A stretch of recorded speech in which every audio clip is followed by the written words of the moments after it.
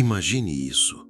Você acorda em uma cidade que pulsa com luzes neon, onde arranha-céus se erguem como sentinelas indiferentes e o ar carrega o zumbigo constante de notificações digitais ecoando pelas ruas vazias.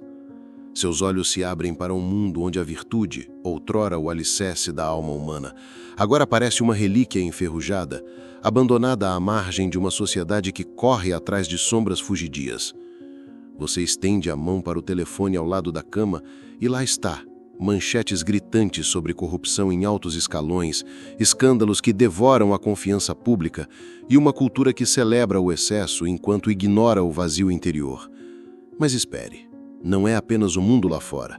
É algo mais próximo, mais insidioso. Você sente isso no peito, um peso sutil, como se sua própria bússola moral estivesse girando descontroladamente, atraída por ímãs invisíveis de conveniência e desejo imediato. Aqui reside o paradoxo que corta como uma lâmina afiada. Em uma era de progresso sem precedentes, onde a ciência desvendou os mistérios do átomo e a tecnologia conecta bilhões em um instante, por que a decadência moral se alastra como uma praga silenciosa?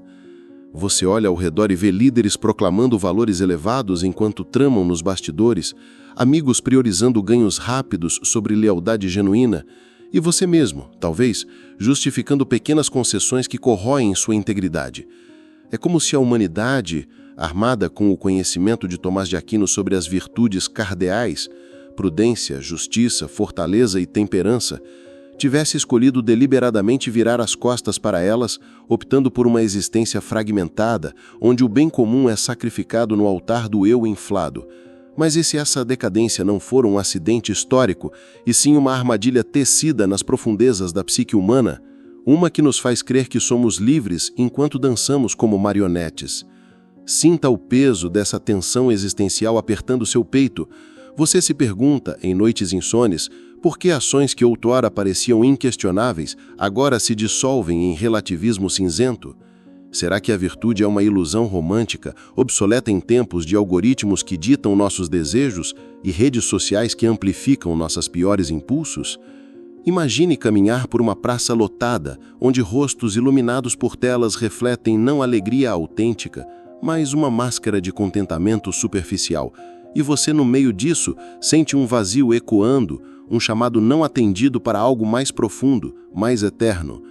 Porque, apesar de bibliotecas cheias de sabedoria de Aquino, que via a virtude como o caminho para a beatitude divina, escolhemos caminhos que levam à autodestruição coletiva?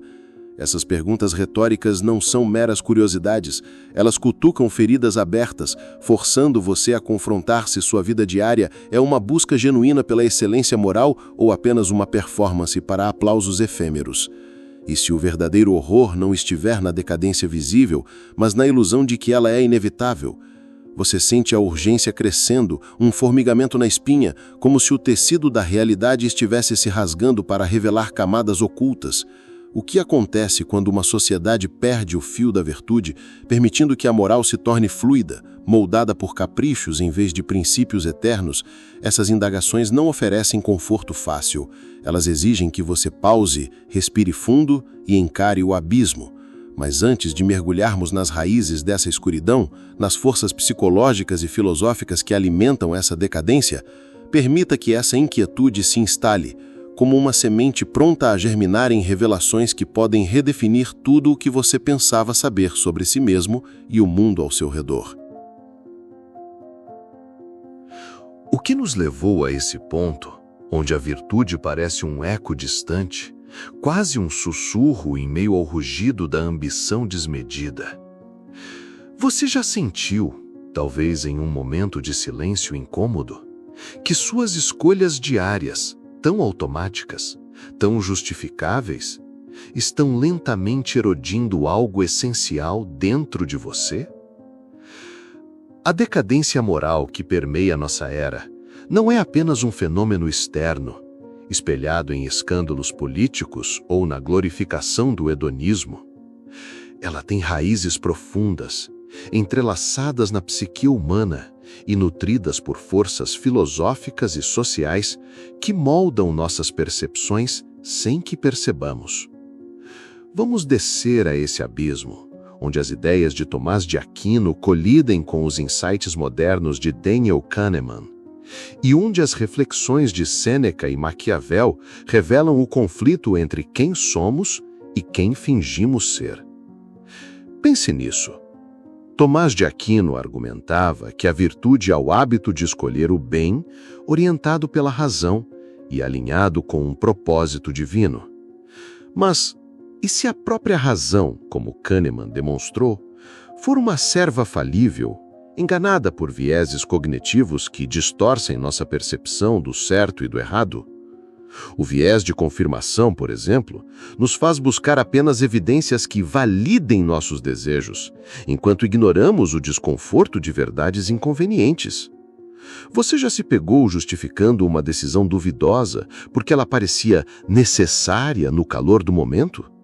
Essa é a mente humana em ação, seduzida pela ilusão de controle, como Marco Aurélio alertava ao nos lembrar que somos escravos de paixões descontroladas se não cultivarmos a disciplina interior.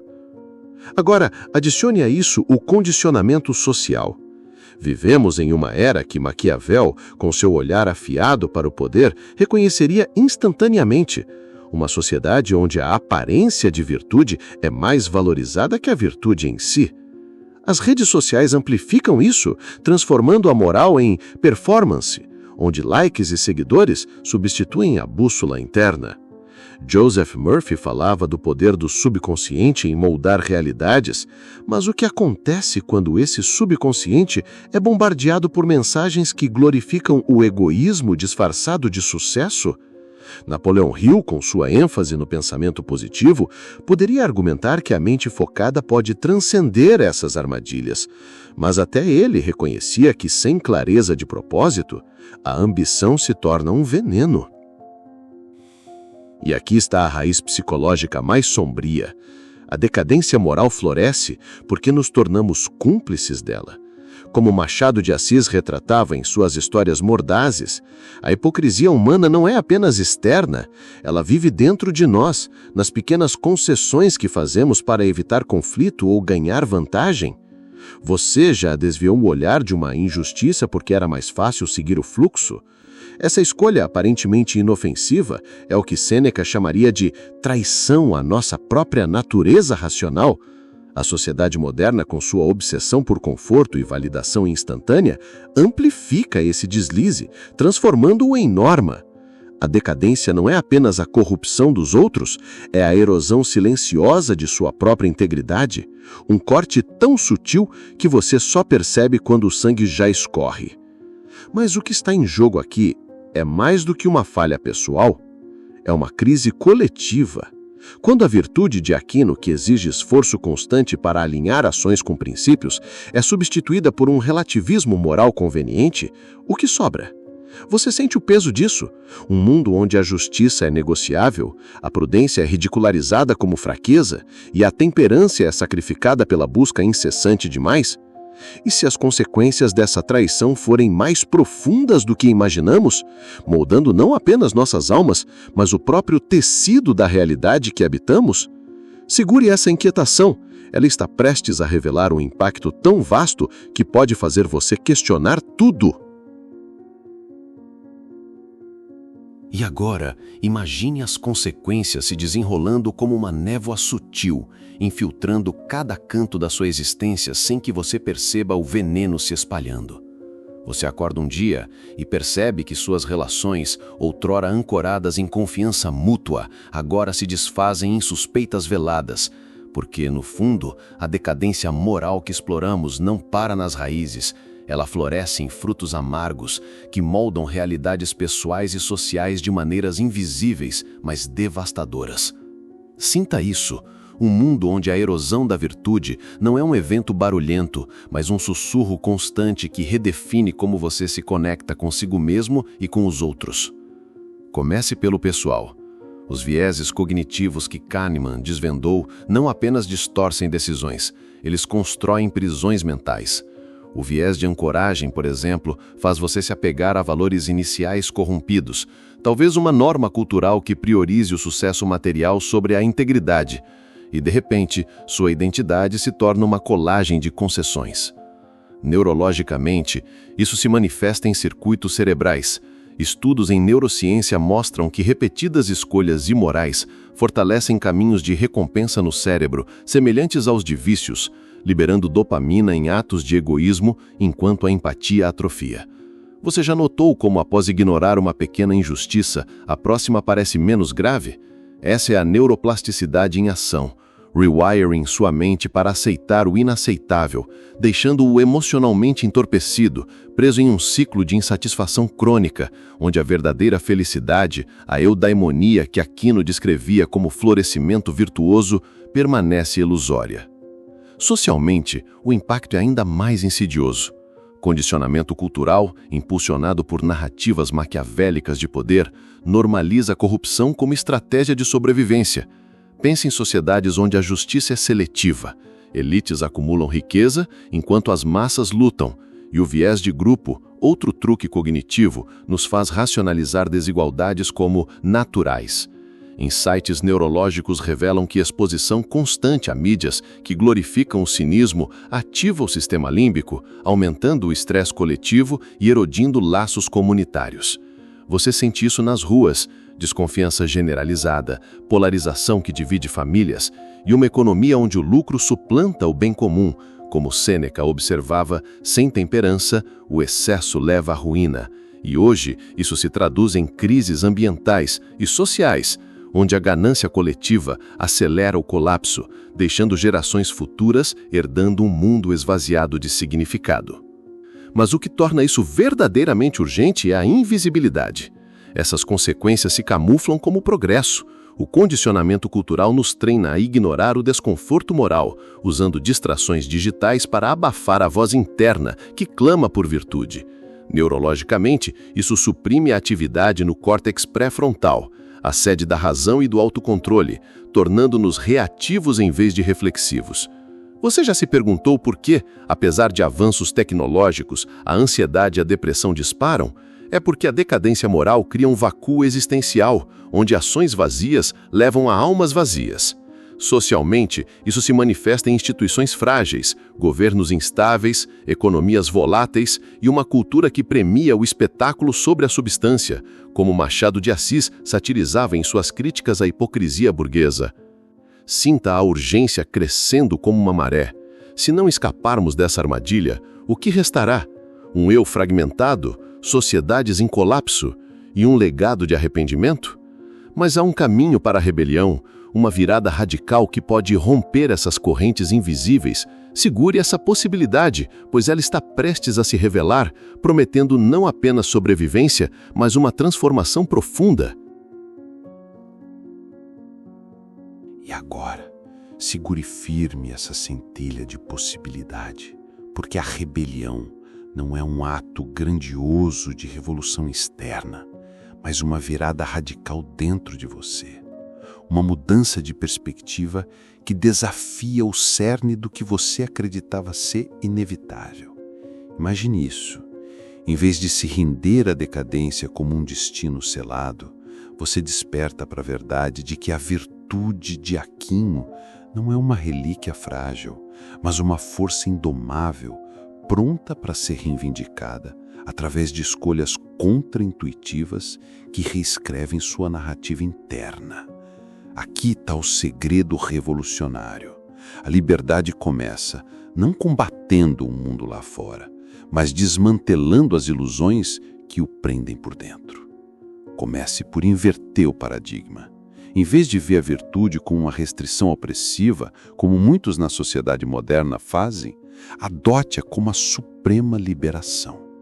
Tomás de Aquino ensinava que as virtudes cardeais, prudência, justiça, fortaleza e temperança, são hábitos cultivados, não dons inatos, e que alinhá-las à razão divina nos eleva acima das paixões baixas. Mas e se a solução contraintuitiva for abraçar o desconforto deliberadamente? Como Marco Aurélio, que governava um império em declínio enquanto praticava o estoicismo rigoroso, ignorando luxos para focar no dever interno, você pode começar com pequenas rebeliões diárias. Recuse a validação externa. Em vez disso, pergunte-se: essa ação Me aproxima da excelência ou me afasta dela? Essa mudança de mentalidade inspirada em Sêneca, que exortava a viver como se cada dia fosse o último, transforma o medo em fortaleza, fazendo você se sentir invencível ao priorizar o eterno sobre o efêmero. Pense nos exemplos históricos que iluminam esse caminho. Napoleão Hill, que emergiu da pobreza para forjar impérios mentais através do poder do pensamento focado, ensinou que a mente disciplinada pode transcender armadilhas sociais.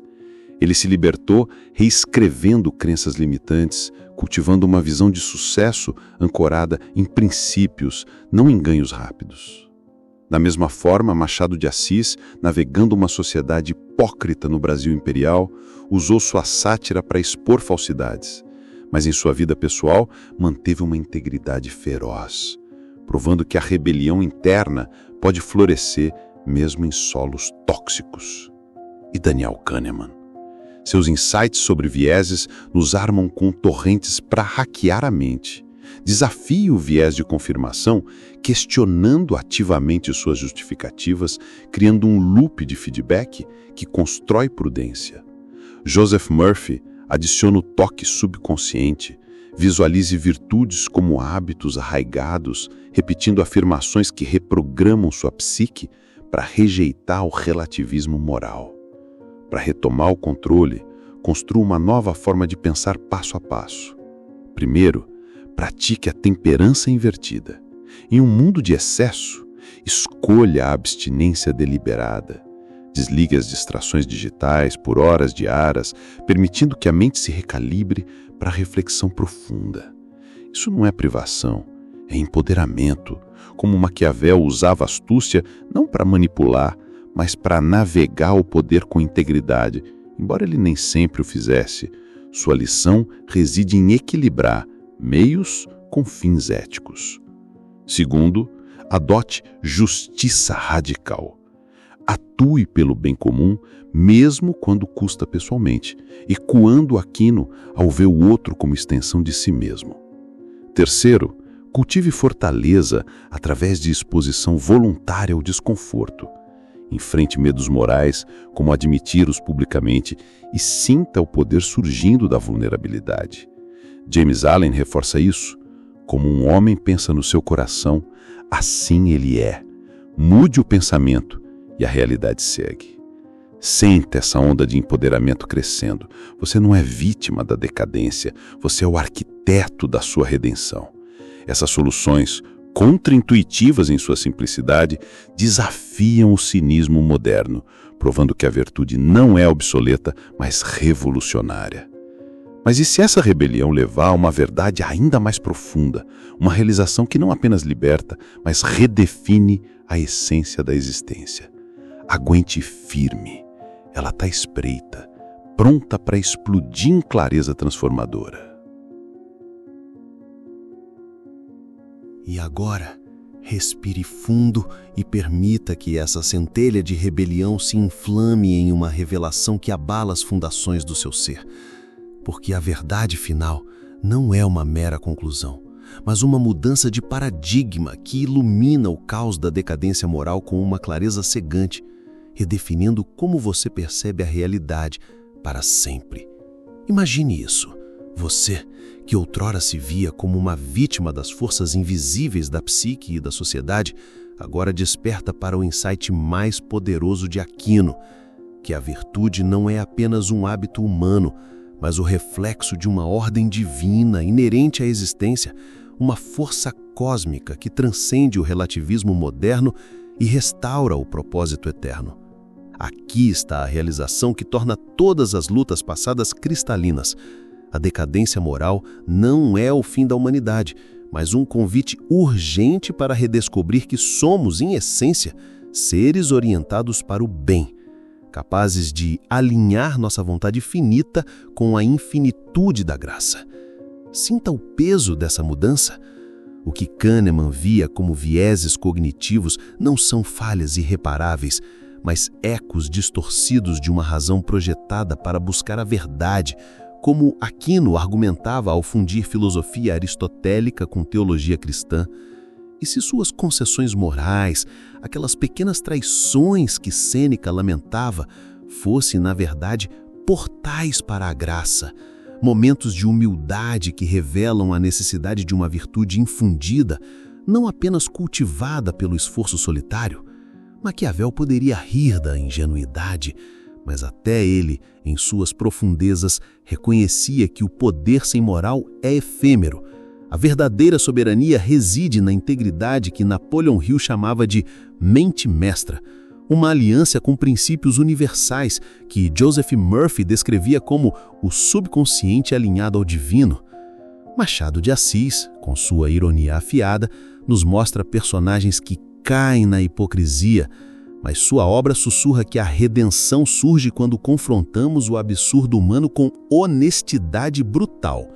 Marco Aurélio e James Allen convergem aqui.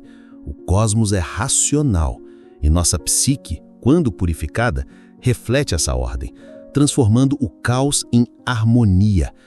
Essa realização redefine o jogo. As consequências invisíveis que pesavam sobre você, o entorpecimento emocional, a fragmentação social, se dissolvem quando você percebe que a virtude é o caminho para a beatitude, não um fardo, mas a essência da liberdade autêntica.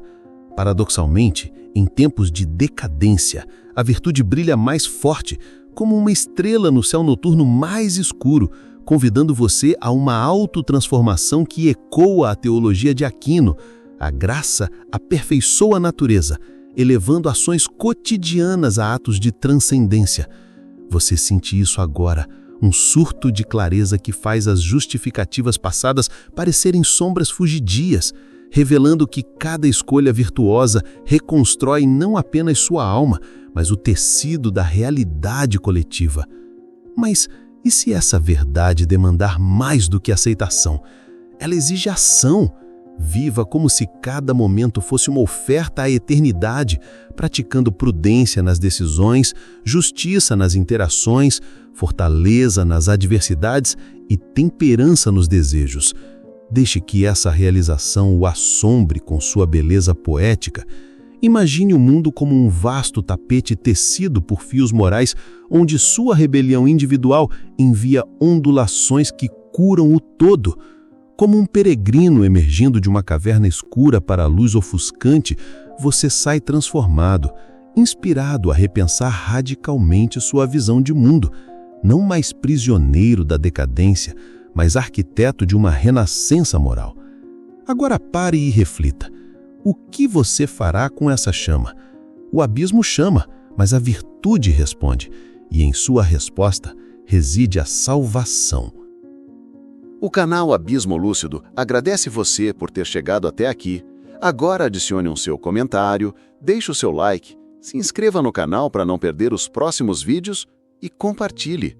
Alguém pode estar precisando ouvir o que você acabou de escutar.